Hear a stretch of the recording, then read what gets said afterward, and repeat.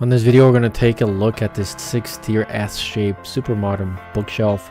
The shelves are 31.5 inches wide in length by 9.8 inches wide. The height is 75 inches and you can get different levels of height.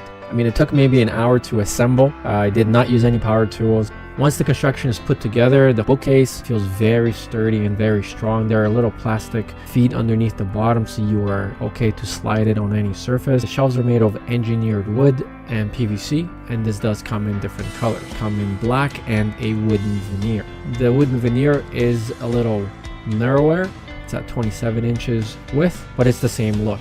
Definitely want to remember to screw brackets into the wall. With enough weight on it, it will fall down. The whole thing weighs about 55 pounds. You can store books, magazines, photos, trinkets. In our case, we're using this to store action figures. You can put pots, plants. This can be in an office or a bedroom or a living room, and it's going to add a nice classic feel to the whole room. To clean it, just use a wet cloth and wipe the dirty stains from the surface.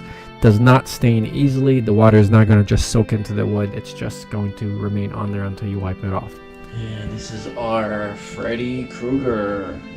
So I basically have characters from some of my favorite movies. Thanks for watching.